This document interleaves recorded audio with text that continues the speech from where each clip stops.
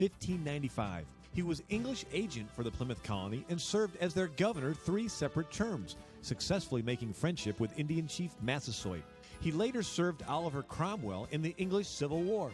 In writing of the Pilgrim's experiences, Edward Winslow recounted, "Drought and the like moved not only every good man privately to enter into examination of his own estate between God and his conscience, and so to humiliation before him, but also to humble ourselves together before the Lord by fasting and prayer." This has been an American Minute with Bill Federer. For a free transcript, call American Minute at 1-888-USA-WORD.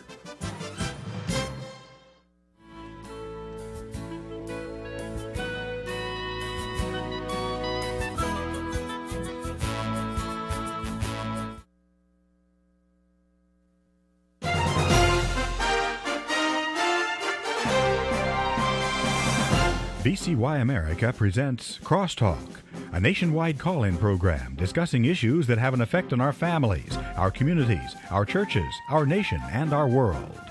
Crosstalk, an opportunity for you to voice your concerns for biblical principles.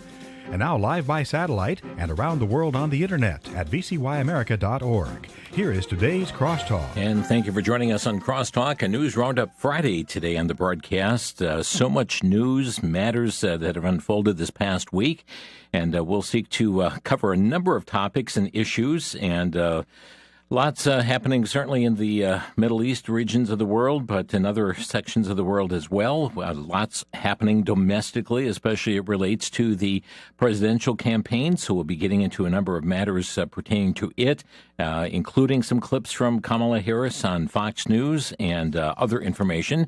Our thanks to Sandy for pulling so many stories together for us. We have Cheryl on the phones today, and Brother Dennis in the control room, where we appreciate each one here that are working behind the scenes to make this program happen. We're going to begin, though, again with the news out of Israel, and this from CBN News. Hamas leader Sinwar, the mastermind of October 7th, a mass murder of more Jews than anyone since Hitler, is dead. Yes, Israeli soldiers killed Sinwar on Wednesday in the southern Gaza city of Rafah after evading the Israeli Defense Forces for more than a year now. And we know that Israeli celebrations began at the Western Wall soon after the news broke. And Israel issued this release, and we'll hear what was coming out of Israel. Yihya Sinwar, Hamas leader and mastermind behind the October 7th massacre, is no more. He was the ruthless force behind the brutal attack that claimed over 1,200 innocent lives, orchestrated countless rocket attacks, and oversaw the construction of terror tunnels, bringing years of suffering to both Israelis and Palestinians. His reign of terror ends here. Justice has been delivered, and Israel will not tolerate terror. Well, Israeli Prime Minister Benjamin Netanyahu said it's not the end of the war in Gaza, but it is just the beginning of the end. He spoke directly to the people in Gaza, telling them, quote, "I have a simple message. This war can end tomorrow. It can end if Hamas lays down its arms and returns our hostages. And Israel will guarantee the safety of all those who return our hostages. But to those who would harm our hostages, I have another message. Israel will hunt you down and bring you to justice." Sinwar planned the October 7th massacre, where nearly 1,200 Israelis and other nationalities were slaughtered, more than 250 kidnapped. The IDF chief spokesman, Rear Admiral Daniel Hagari, stated, "On this day, our thoughts are with the families of those murdered or kidnapped because of Sinwar. We will not rest until we bring home all our hostages by any means, and we will continue to operate until we complete all our missions in defense of the people of Israel." President Joe Biden indicated he's already talking about the future with Netanyahu, saying it's time for this war to end and bring these hostages home. Netanyahu contends this is indeed the time to end the war, not just with the Iranian proxy Hamas, but with Iran's entire axis of evil, saying all those who seek a future of prosperity and peace in the Middle East should unite to build a better future. Together, we can push back the forces of darkness and create a future of light and hope for all of us. Those words from the Prime Minister. Well, it's also very interesting that, as Pamela Geller reporting, Sinwar was killed by an infantry soldier that was only 9 months into his service, wasn't even in uniform when October 7th occurred. Israel radar posted, can't get over the story. A tank crew of Army cadets pulled out of IDF commander's course to serve in Gaza, fired at random terrorists at some random house. Next thing you know, they killed Sinwar. Reports from Gaza, Jihad Watch is reporting, indicate that the other two terrorists killed were Sinwar's bodyguards, one of whom worked as a teacher for UNRWA, and the other a high-ranking official in Hamas's National Security Office. Now, that's controversy coming out of that. Washington Examiner reporting that the United Nations Relief and Works Agency is denying allegations that a member of its staff was killed alongside Sinwar. The agency has rejected the report, said that disinformation campaign smearing an organization getting out of hand. Once again, unchecked information is used to discredit UNRWA and its staff, the group posted on X. The Commissioner General said the staff member mentioned in the reports is alive and resides in Egypt. The correspondent suggested Hamas stole the passport. And so I guess we'll continue to wait to see what unfolds with that. Allegations that the individual was with UNRWA and reports saying he was not. Israel has, this is Newsmax now, Israel has seized the Jerusalem headquarters of the UN Relief and Works Agency for Palestinian refugees and is converting it into a housing complex, reports the Jerusalem Post. Newsmax is reporting that Israeli Prime Minister Benjamin Netanyahu has told the U.S. that Israel is willing to strike Iranian military targets, not nuclear or oil ones. Netanyahu's office said in a statement after the Post report, that's the Washington Post, that Israel will listen to the U.S. but will make its own decisions based on its national interest. Well, earlier this week, CBN reported that Israel's military suffered one of the worst attacks since October 7th. That is, the Hezbollah drone strike at a base dozens of miles from the Lebanon border killed 4 IDF soldiers and wounded 58 others. Worthy News is reporting the U.S. has deployed the THAAD missile defense system along with a 100-member crew to bolster Israel's defense against a possible third direct strike from Iran as Tehran declares it has no red lines in its conflict with its adversaries. The Free Beacon reporting that Israeli forces on Monday killed Hezbollah's anti-tank missile commander Mohammed Kamil Naim just days after his elite fighting brigade launched a lethal rocket attack on northern Israel that also killed a couple civilians. Naim is the latest commander in Hezbollah's elite Radwan forces to be eliminated by Israel. The Jerusalem Post telling us that Hezbollah is facing a very serious financial problem. They're unable to pay rank-and-file members who've fled their homes and need to feed their families, said a Lebanese political science professor. Furthermore, Lebanese finances have also been strained due to a loss of access to its banking system.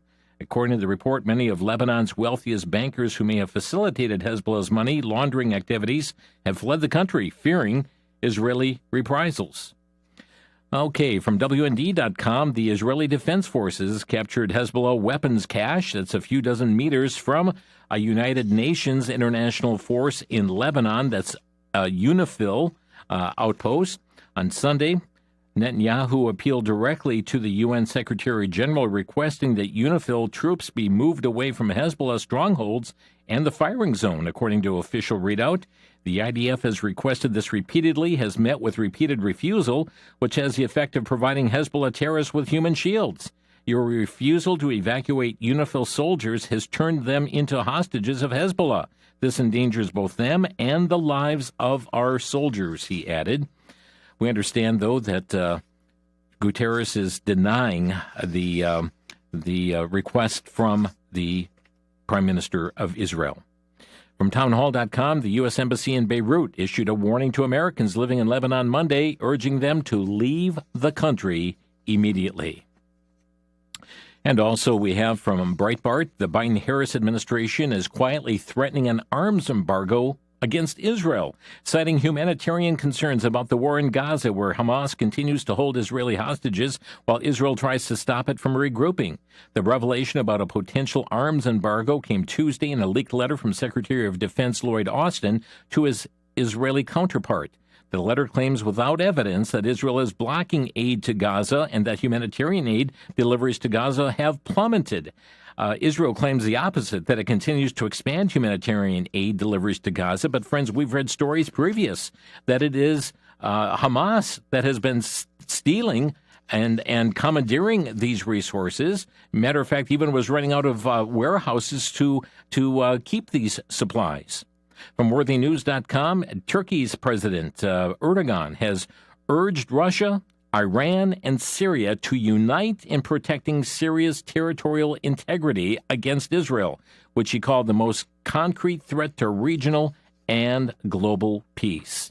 And from the Free Beacon, Iran's illicit oil revenue has swelled to nearly $200 billion under the Biden-Harris administration. That's according to the latest government figures and expert estimates, a windfall driven by the lax enforcement of the U.S. sanctions.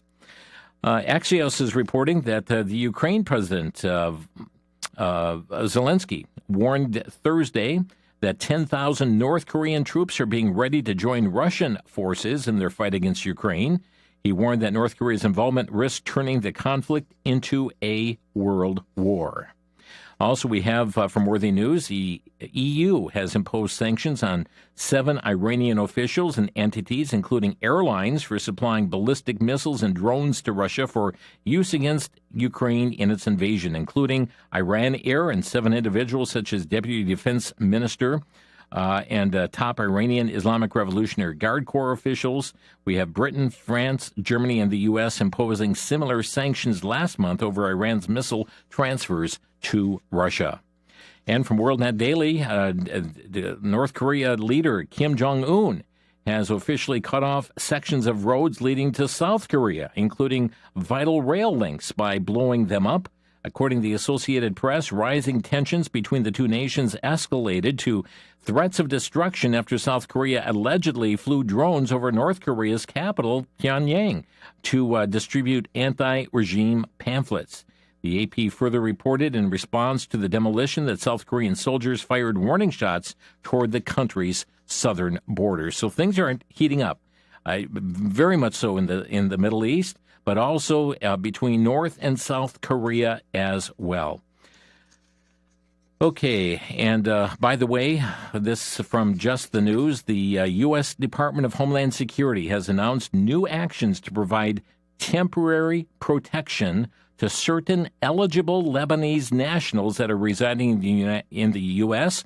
currently, and providing them the opportunity to request work authorization. That's right here in the United States. Well, the Fox News host Bret Baier stopped Harris during an interview Wednesday evening as she struggled to explain how her presidency would move the country forward despite her already being in a position of power. The interview marks Harris's first appearance on the network during her campaign. The most time of the event itself, we have the host pressing Harris on her campaign slogan, A New Way Forward, and her claim that it's time to turn the page, to which she initially responded by explaining that she was moving on from the last decade of Donald Trump. We are just under a minute here from our break, so we will not have time to air that clip until right after the break. But it's very interesting as he confronts her, saying that more than 70% of the people in the country say that it's on the wrong track, that the country is on the wrong track. It's on the wrong track, and that follows 3.5 years of you being vice president. We're going to be airing that clip as well as a few other clips that are taken from that interview with Fox News, and let you hear, if you missed that interview yourself, as to some of the matters going on. It's a News Roundup Friday here today, and friends, we trust that the stories will urge us to be faithful in our walk with the Lord, and faithful in our witness for the Lord as well. The times are troublesome. The times are troublesome. The answer in all of it is Jesus Christ. We'll be back here in just a minute. You're listening to Crosstalk on the VCY America Network.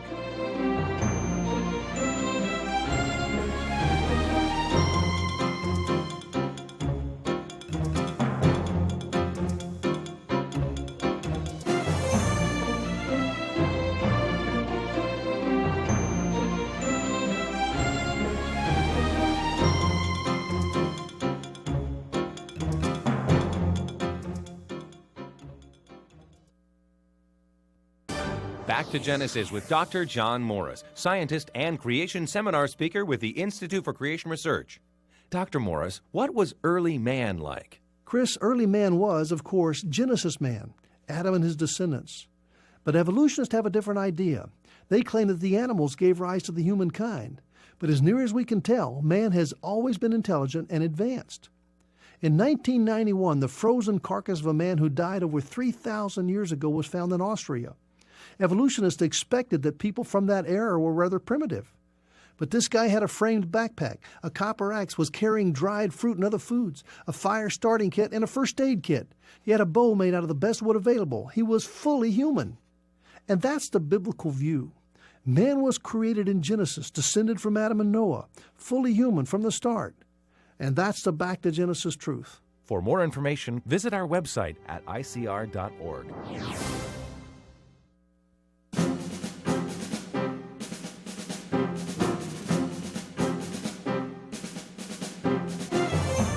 This is Crosstalk on VCY America, News Roundup Friday here today. And let's get to that Fox News interview. And Bret Baier, as he pressed Kamala Harris on many issues, one of which was on this matter of turning the page.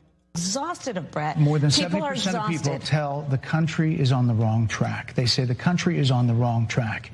If it's on the wrong track, that track follows 3.5 years of you being vice president and President Biden being president. That is what they're saying, 79% of them. Why are they saying that? If you're turning the page, you've been in office for 3.5 years. And Donald Trump has been running for office. But you've been the person holding the office. Come on.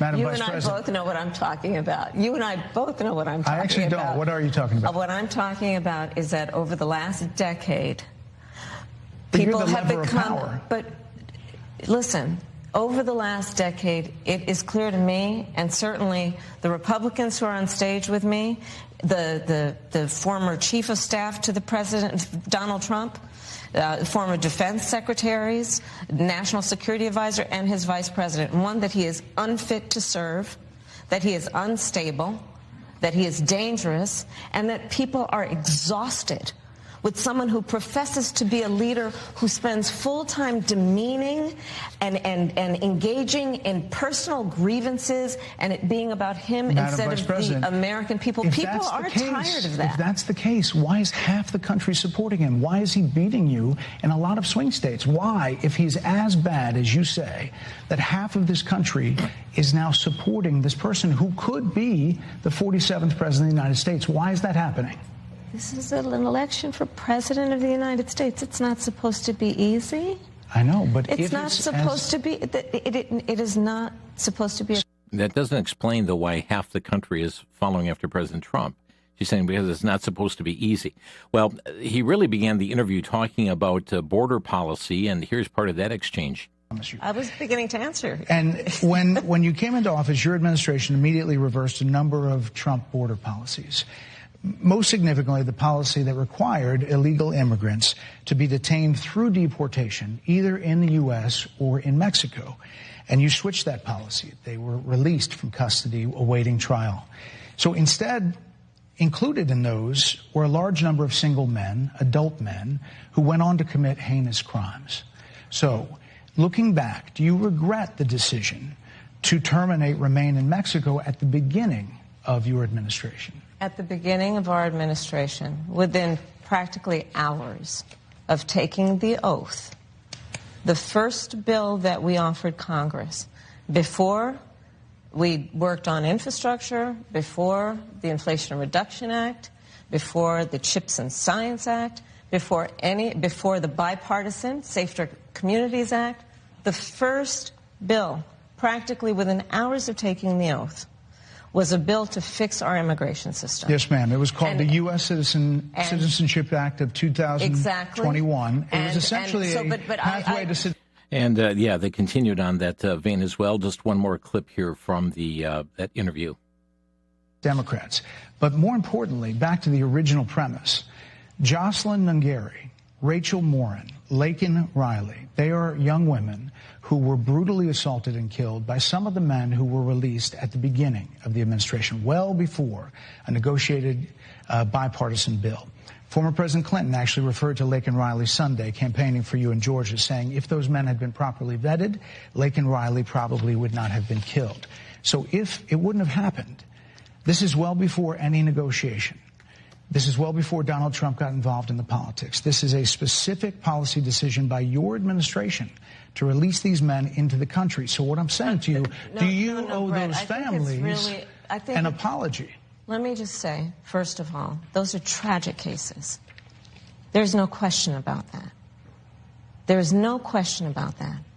And I can't imagine the pain that the families of those victims have experienced for a loss that should not have occurred. So that is true. It is also true that if a border security had actually been passed 9 months ago, it would be 9 months that we would have had more border agents at the border, more support for the folks who are working around the clock trying to hold it all together. Madam Vice President. To ensure that no future harm would occur. And this election in 20 days will determine whether we have a president of the United States who actually cares more about fixing a problem, even if it is not to their political advantage in an election, because there was a solution, Brett. Madam Vice President, it was a policy decision in the early part of your administration. I will let one of the mothers talk about it. Take a listen. Because of the Biden-Harris administration open border policies catch and release, they were enrolled in the Alternatives to Detention program. This meant that they were released into the United States. It was not even a full 3 weeks later that they would take my daughter, Jocelyn Nungare's life. I believe the Biden-Harris administration open border policies are responsible for the death of my daughter. That's the early days. So do you owe them an apology is what I'm saying. I will tell you that I am so sorry for her loss. I am so sorry for her loss. Sincerely. But let's talk about what is happening right now with an individual who does not want to participate in solutions. And she's referring, of course, to Donald Trump, who stopped the border bill from going through as far as his encouragement. And as we have spoken with individuals, that border bill would have, yes, brought more agents on to process more illegals more quickly into our country. Lord willing, this coming Monday, Mark Krikorian will be joining us from the Center for Immigration Study to talk further on that. There's so much more, those clips from Fox News, so much more that happened in that interview, but we've got more information. But Brett Baer did refer to a statement from Bill Clinton. Very interesting. Bill Clinton said in a speech this past Sunday that a Georgia nursing student, Laken Riley's murder would not have happened if the alleged killer, an illegal immigrant, was properly vetted. Here's what he had to say as he's campaigning for Kamala Harris. You had a case in Georgia not very long ago, didn't you? They made an ad about a young woman who'd been killed by an immigrant. Yeah, well, if they'd all been properly vetted, that probably wouldn't have happened. But if they're all properly vetted, and that doesn't happen, and America is not having enough babies to keep our populations up. So we need immigrants that have been vetted to do work. There wouldn't be a problem. And he couldn't keep people all torn up and upset. You know, very interesting. He's campaigning for Kamala Harris and yet making a case against her because of the individuals not being vetted and pouring across the border. He was in Fort Valley, Georgia, we understand, and making that comment there. There's another issue that came up last night, or the other night, on that Fox News interview, and it takes us back to a previous interview that Kamala Harris did, and the whole matter is about Kamala Harris supporting the body mutilation of those who are gender confused, and in doing so, has supported prison inmates, taxpayers paying for the so-called sex change operations, the body mutilating surgeries, for those who are still trying to get it figured out. Well, this is from the previous interview that had been conducted on this very matter, and I think it's important that you hear exactly what has been said. This is Kamala Harris in a previous interview. Prisoners, and there was a specific case, and when I learned about the case, I worked behind the scenes to not only make sure that that transgender woman got the services she was deserving. So it wasn't only about that case. I made sure that they changed the policy in the state of California so that every transgender inmate in the prison system would have access to the medical care that they desired and need. And I believe it was not only, I know it was historic in California, but I believe actually it may have been one of the first, if not the first in the country, where I pushed for that policy in a Department of Corrections. So you can just look at all the work I've done over the years to know. I feel very strongly about this, and at its core, it's a civil rights issue, it's a justice issue, and it's an issue of humanity. Well, very much supporting, and this was an interview by Mara Kiesling, Executive Director of NCTE Action Fund. That's the National Center for Transgender Equality, in which she made those statements. Well, it was not only Kamala Harris who had her feet held to the fire, but J.D. Vance as well, as he had been interviewed on ABC News, and Martha Raddatz had tried to hold him responsible for comments made by Donald Trump about the gangs, the Venezuelan gangs in Colorado. Here's part of that exchange as J.D. Vance holds his ground. Just flat wrong. But I want to, we played some other comments about migrants, including in Aurora, in Colorado, where Trump said the city had been invaded and conquered by Venezuelan gangs. The Republican mayor of the city said flatly the city and state have not been taken over or invaded or occupied by migrant gangs. So do you support Donald Trump making those claims that the Republican mayor says were grossly exaggerated and have hurt the city's identity and sense of safety? I understand what you're saying, that some people left behind, but he's making these statements that the mayor is flat out disputing. Well, Martha, you just said the mayor said they were exaggerated. Grossly exaggerated. There's got to be some. That means there's got to be some element of truth here. And, of course, President Trump was actually in Aurora, Colorado, talking to people on the ground. And what we're hearing, of course, Martha, is that people are terrified by what has happened with some of these Venezuelan gangs. Senator Vance, I'm going to stop you because I know exactly what happened. Martha. I'm going to stop you. The incidents were limited to a handful of apartment complexes, and the mayor said our dedicated police officers have acted on those concerns. A handful of problems.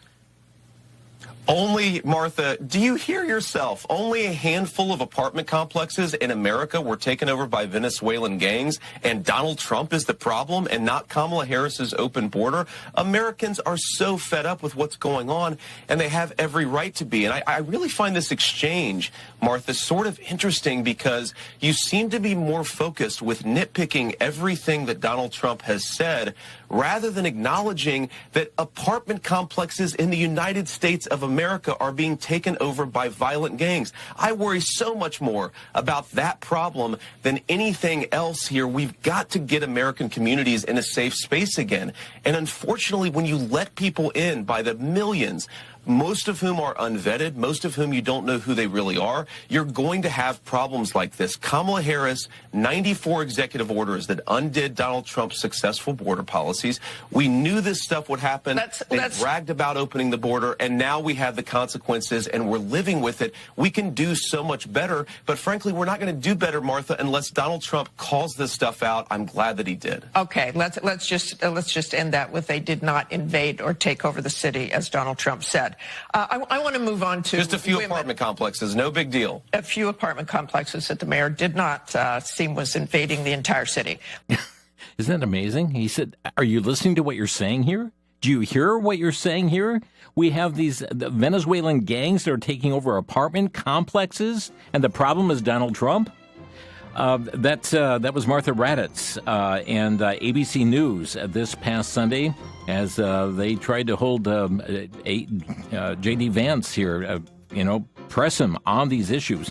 I've got another clip here from the vice presidential hopeful as well. We'll get to that after the break. You're listening to Crosstalk on VCY.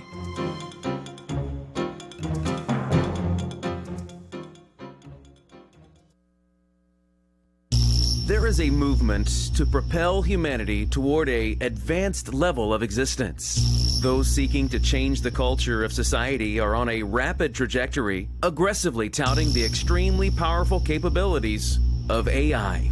Artificial intelligence and transhumanism. The ultimate goal of the elite is to obtain immortality and become gods.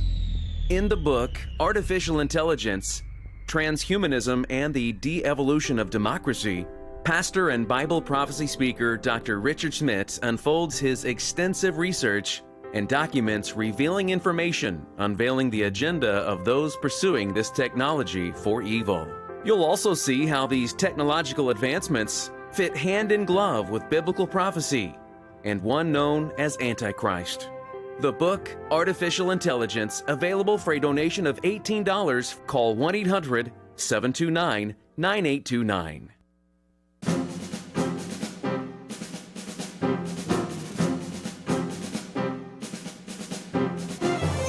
A news roundup day here today on Crosstalk. Many things taking place this week. You feel the intensity increasing here as we get closer and closer to the election. In many states, early voting is already going on, and a number of people, millions, have already gone to the polls to cast their vote. Have you? Have you yet? Critically important not to sit this election out. Again, it's the majority of voters who will determine the next president of the United States. But also, we understand that the control of the House of Representatives is neck and neck at this point. Control of the United States Senate also up for grabs here at this particular time. A critical time to be engaged in understanding what the issues are, who the candidates are, right? And I often, would suggest write down your values on a sheet of paper. Next to it, write down the values then of the candidates for office. Which one comes closest to the values that you hold dear? Newsbusters as well mentions that while Kamala Harris continues to avoid any interview with the New York Times, J.D. Vance again entered into hostile territory to be grilled on the podcast The Interview with NPR refugee Lourdes Garcia Navarro, and wanted to play part of this interview for you as well. In the debate, you were asked to clarify if you believe Trump lost the 2020 election. Do you believe he lost the 2020 election? I think that Donald Trump and I have both raised a number of issues with the 2020 election, but we're focused on the future. I think there's an obsession here with focusing on 2020. I'm much more worried about what happened after 2020, which is a wide open border, groceries that are unaffordable. And look, Senator, yes or no? Okay. Did Donald Trump lose the 2020 election? Let me ask you a question. Is it okay that big technology companies censored the Hunter Biden laptop story, which independent analysis have said cost Donald Trump millions of votes? Senator Vance, I'm going to ask you again. Did Donald Trump lose the 2020 election? Did big technology companies censor a story that independent studies have suggested would have cost Trump millions of votes? Senator I think that's Vance, the question. I'm going to ask you again. Did Donald Trump lose the 2020 election? And I've answered your question with another question. You answer my question and I'll answer yours. I have asked this question repeatedly. It is something that is very important for the American people to know. There is no proof, legal or otherwise, that Donald Trump did not lose the 2020 election. You're repeating a slogan rather than engaging with what I'm saying, which is that when our own technology firms engage in industrial scale censorship, by the way, backed up by the federal government, in a way that independent studies suggest affect the votes, I'm worried about Americans who feel like there were problems in 2020. I'm not worried about this slogan that people throw. Well, every court case went this way. I'm talking about something very discrete, a problem of censorship in this country that I do think affected things in 2020, and more importantly, that led to Kamala Harris's governance, which has screwed this country up in a big way. Senator, would you have certified the election in 2020? Yes or no?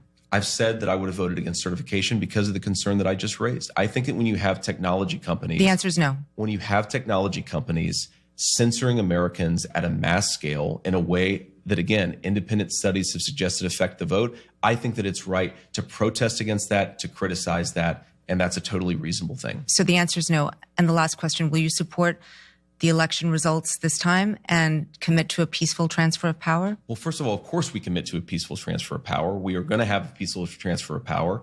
I, of course, believe that peaceful transfer of power is going to make Donald Trump the next president of the United States. But if there are problems, of course, in the same way that Democrats protested in 2004 and Donald Trump raised issues in 2020, we're going to make sure that this election counts, that every legal ballot is counted. We've filed almost 100 lawsuits at the RNC to try to ensure that every legal ballot has counted. I think you would maybe criticize that. We see that as an important effort to ensure election integrity, but certainly we're going to respect the results in 2024, and I feel very confident they're going to make Donald Trump the next president. Coming from the New York Times podcast called The Interview.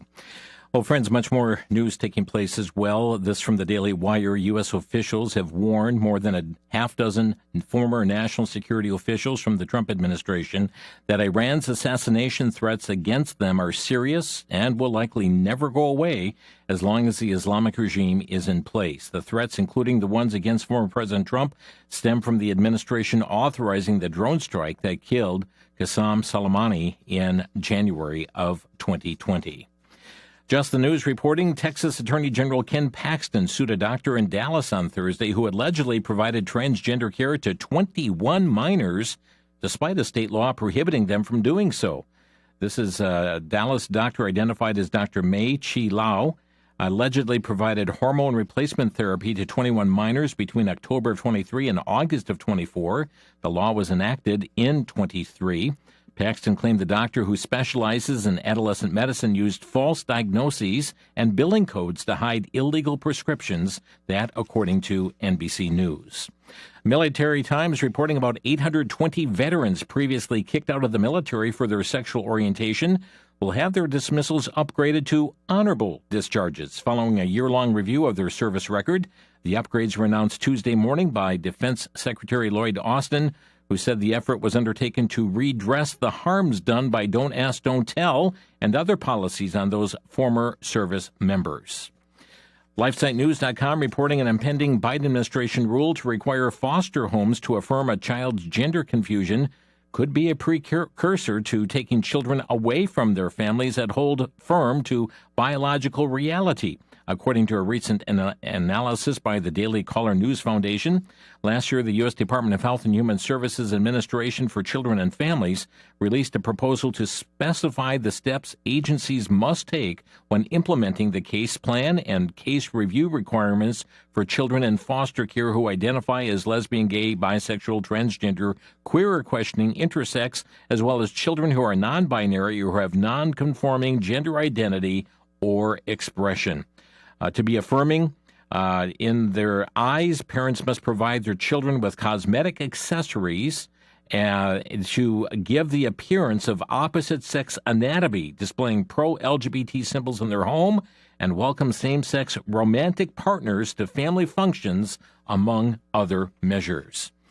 The Post-Millennial reporting California bill, Senate Bill 729, seeks to redefine infertility to be a status as opposed to a medical condition, changing the definition to a person's inability to reproduce either as an individual or with their partner without medical intervention would classify gay men as infertile. The bill, which passed the Senate last month, would require insurance companies to cover in vitro fertilization procedures, with a change in definition that would also include forcing the firms to cover surrogacy for gay males. Co-author of the bill, Senator Caroline Minjiver, said the bill will ensure that queer couples no longer have to pay more out of pocket to start families than non-queer families. Also, here from the Washington Stand, on paper, San Jose State University women's volleyball team appears to be an impressive winning streak, but in reality, it's largely because a series of female volleyball teams have forfeited matches in protest of their biological male player. Southern Utah University's team led the charge, following shortly by girls from Boise State It didn't take long for University of Wyoming and Utah State University to join the club, and the University of Nevada Reno women's volleyball team is the latest to follow suit. That is forfeiting games against a player with a biological male who is identifying as female. LifeSiteNews.com says Donald Trump told Fox News anchor Harris Faulkner this week that he will ensure that gender-confused men are not allowed to play in sports against women athletes. But friends, there is also a problem, and it's taking place in the religious community as well. This from WND.com. A self-identified transgender pastor, and pastor is in quotes, is explaining that her transgender lifestyle may not be in sync with the Bible, but that's all right for her as a pastor, as the Bible wasn't written for 2024. The stunning conclusion comes from an individual. It's a woman representing herself as a man who appeared on a CBS show talking about faith in transition. There are a lot of people who say that, according to the Bible, God made man and woman, and that couldn't be more clearly defined. How do you respond to them?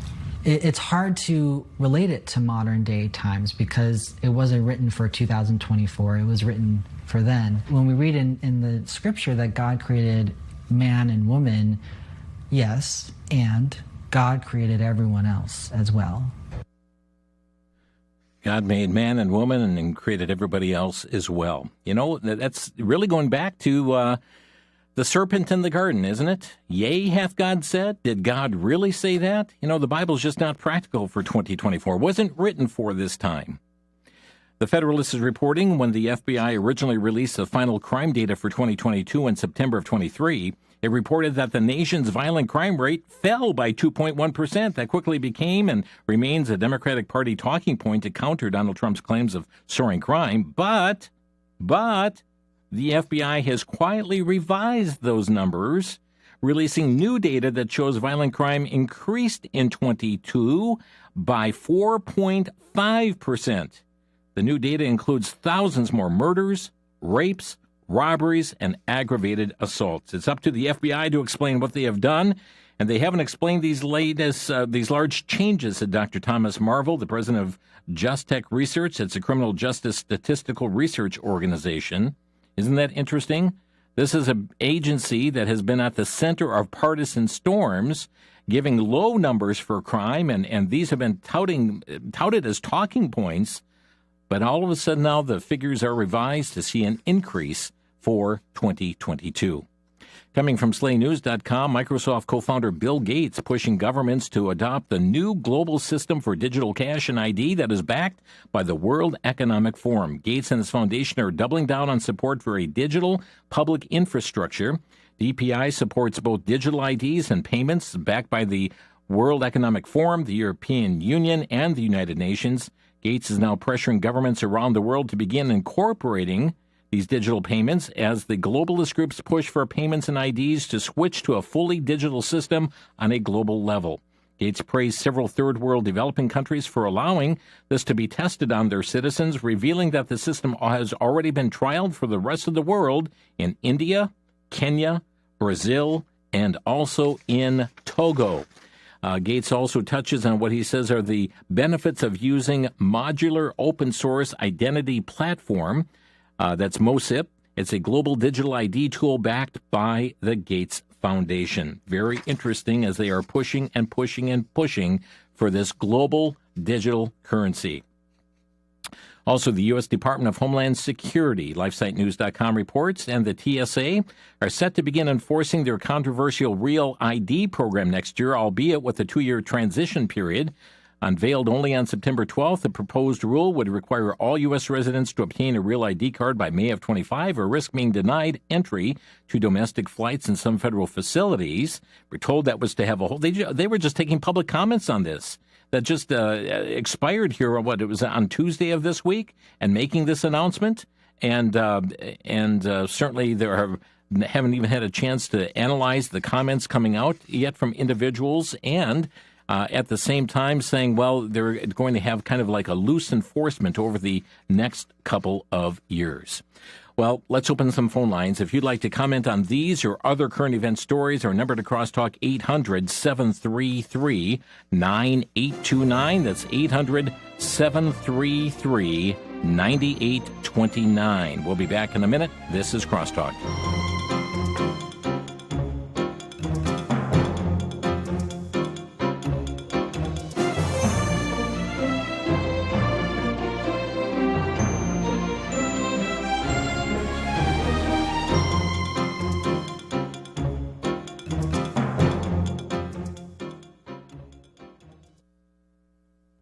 For the Worldview Report, I'm Brandon House. Our website is worldviewtube.com. China is now surrounding Taiwan.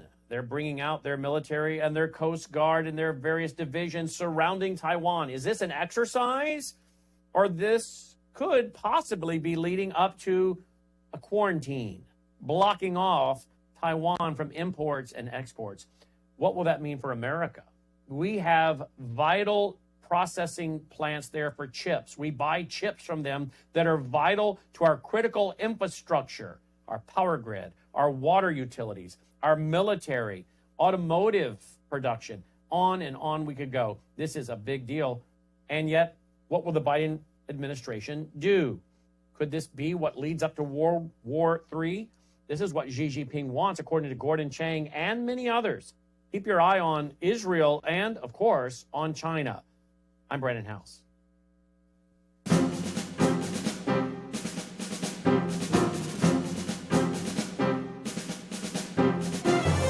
This is Crosstalk on VCY America. If you'd like to take time to comment on these or other current event issues, of which there are many, our number 800-733-9829.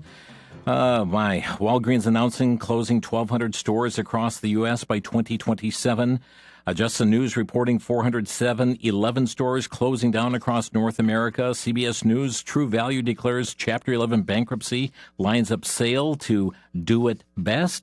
Much happening on the business front as well. Let's go to the phone lines here today on Crosstalk. We've got Clifford in Kentucky. Clifford, you're on the air. Yes, sir. Do I talk to him right now? Yeah, you're on the air, Clifford. Okay. Recently, the Department of Defense has given a Directive 5240. The Directive 5240-01, where if an individual police force needs the federal government to step in with troops, that they could call them in. And if by the way the directive was written, the troops would have the ability to shoot to kill and use lethal force on any individual they thought was a threat to the circumstances, whether it be a peaceful riot or not peaceful riot, but a demonstration or whatever. And if Tiananmen Square sounds a little crying wolf, I wouldn't want to cry wolf too loud, though. Is that what directive number are you quoting? It's a 5240.01. Someone touched on it yesterday, the other day, but it wasn't. He didn't make himself clear. I hope I'm doing better. But the directive was given an ability for the military to step in to help local authorities at their request, and the military would be able to use lethal force, which in other words they could shoot to kill, and to maintain peace. Mm-hmm. And you said that was issued by the Department of Defense, or who? Yes, sir. Okay. DOD. Okay. All right. Thank you much. Thank you for the call. John is calling from Milwaukee. You're on the air, John. Hello, thank you. My comment is, if you're not voting in this election, you are voting for Satan. This is clearly good versus evil, and thank you so much. Okay, thank you for your call. Critical, and we had Troy Miller with us earlier this week, head of the National Religious Broadcasters, talking about the importance of voting. And the surveys coming out from Barna, half of the religious community don't plan to vote in this election, and certainly troubling indeed. Friends, we are at a crossroads right now as to which direction we're going to go as a nation. And certainly we have direction really from both candidates. We know what kind of judges are appointed under, on both sides of the aisle. We know what's happening on so many issues here across our land and treatment of Israel. We see also that on the whole matter of Title IX, going on within the sports realm and the educational system as well.